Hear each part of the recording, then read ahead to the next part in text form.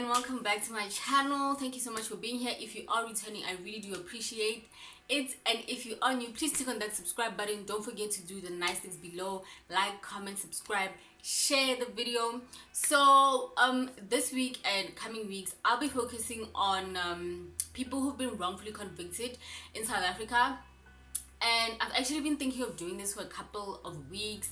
But yeah, so I watched something, I just forgot what it was called, but then they were talking about this guy who was wrongfully convicted in the United States, and it's actually the longest recorded wrongful conviction in the United States. So he was actually in prison for 47 years on a wrongful conviction, like for 47 years.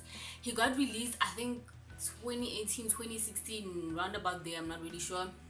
But yeah, so imagine spending 47 years of your whole life in a correctional facility when you shouldn't even be there.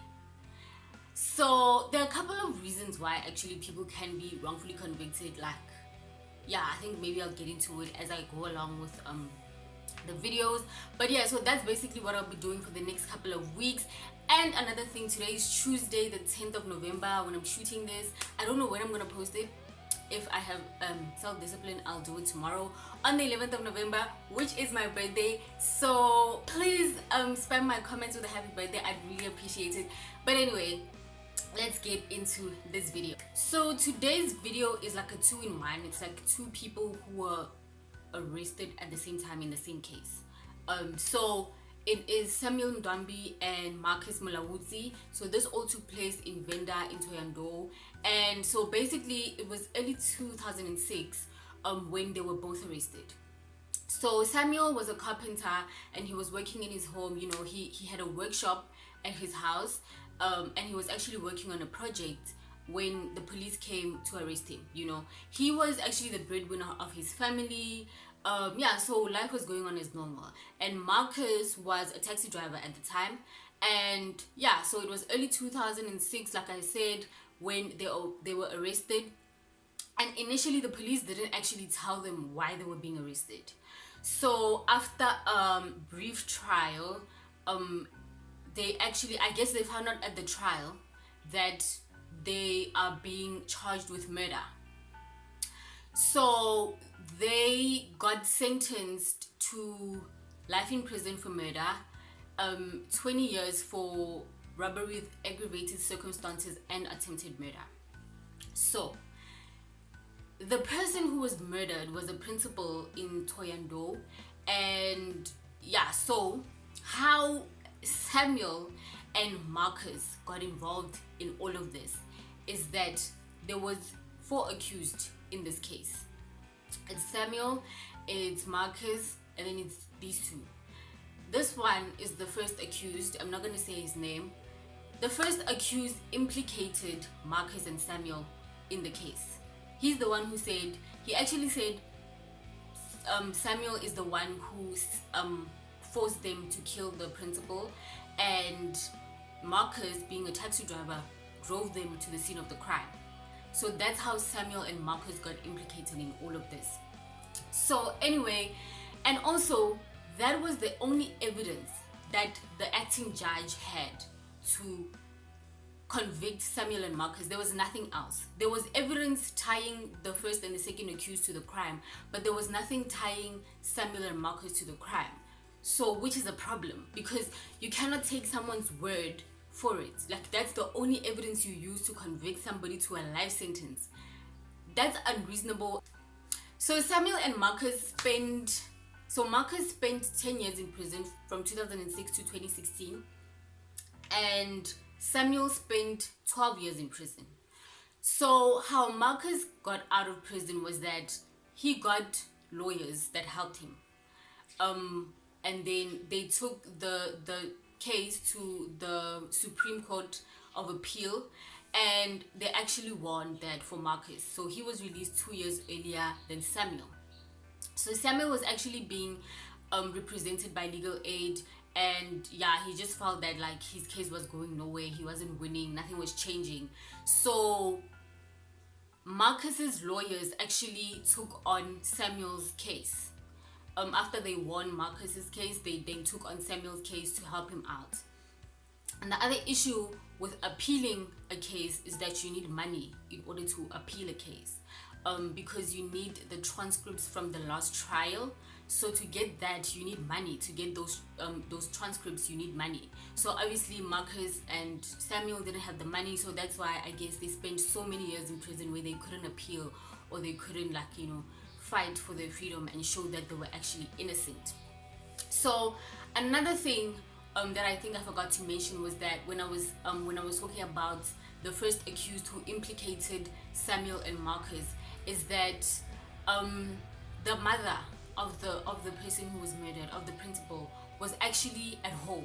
So as the principal was parking his car, then these two, the first accused and the second accused, ambushed him, you know, and then they killed him. And then the mom came out to see what was happening, and then I think they hit her in the face with something. So the mother actually said at the court that she didn't see 4 people, she saw 2 people. So that was the other thing. The Supreme Court was like, okay, but the acting judge had scant evidence, like the evidence wasn't there to actually convict these 2 people, because even the witness said there were only 2 people at the scene of the crime. Samuel was actually 39 at the time that he got arrested, and Marcus was 32. And the first accused knows, or these 4 actually know each other because they live in the same area. Marcus actually says that he knew the first accused because he had been in Marcus's taxi like 2 days before the incident happened. And Samuel knows the first accused just from around, like he was acquainted with him just from, you know, being in the same neighborhood and whatever. So they were all in the same prison. They went to Kutamasim Tumule, maximum security, and Marcus and Samuel say that they despised seeing him there because what the hell, you know, he lied, and that's the reason why they were serving life sentences initially. You know what I mean? So they despised seeing him in prison.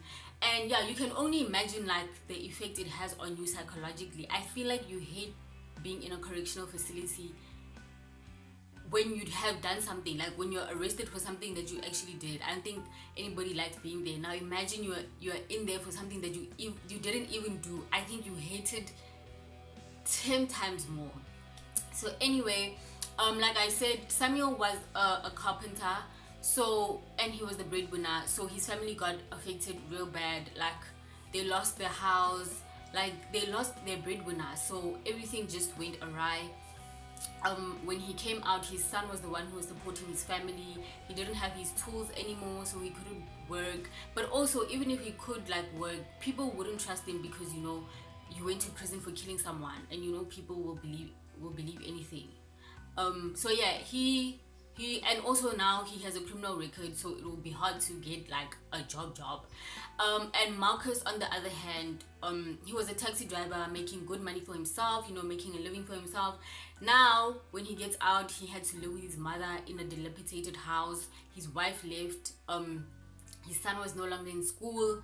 So yeah, life just went. The first accused ruined 2 lives, actually 2 families. And yeah, at the end, Marcus and Samuel were like we'll never forgive the justice system for what it did to us. And I can understand. I feel like if I'm wrongfully accused, the system would have to pay me for the rest of my life. I mean, yeah, because that's a waste of 12 years, a waste of 10 years. I can only imagine. So I guess the good thing for Marcus is that he got some training with motor mechanics, bricklaying, and woodwork. And yeah, so he said at the end that he'll see, you know, which way he goes, what he decides to do. But yeah, so that's the story of Samuel Mndwambi and Marcus Mulaudzi. So there's a couple of issues with taking one person's testimony as solid proof, as solid gold in a case, because they're the only person who say that, you know, this and this person were there, this and this person did this. They're the only person who says that. There's no camera, there's no DNA, there's nothing, there's no other witness that says this and this person were there at the scene of the crime. So that's a problem. For you to only believe one person, I mean, come on, you don't know that person's intention. So how do you know that it's true? Unless I guess you do a polygraph test or something. But yeah, how do you know that that one person's testimony is true over everybody else? And two, another situation where I feel like judges can get a wrong conviction is when you're talking to somebody who has been traumatized, like somebody who has been sexually abused, somebody who was like, if you have a gun in someone's face, a traumatic incident. Those people aren't very likely to remember the perpetrator's face. They're unlikely to remember the suspect's nose, the shape of their nose, the shape of their face, what hair they had. Like, they're unlikely because in the moment they are so traumatized, their minds don't even understand what's going on. You can't ask a traumatized person to tell you or to point out at a suspect because they're probably gonna get it wrong. And I think that's what happened with the man who was in prison for 47 years. I think he was wrongfully, like, they said it was him, but then it wasn't him because he just looked like the person who did it. So yeah, I think those are some circumstances where evidence by one person cannot be solid proof. You cannot take it and convict somebody on that. I feel like there should be other factors. There should be like tangible evidence that you can say, yeah, no, this person was definitely there, undeniably. So anyway, that brings me to the end of this episode. I hope you guys enjoyed it. If you know anybody who has been in like the media, who has been wrongfully convicted, please do drop a comment in the comment section. I hope you guys enjoyed this particular episode, and I'll see you guys on the next one.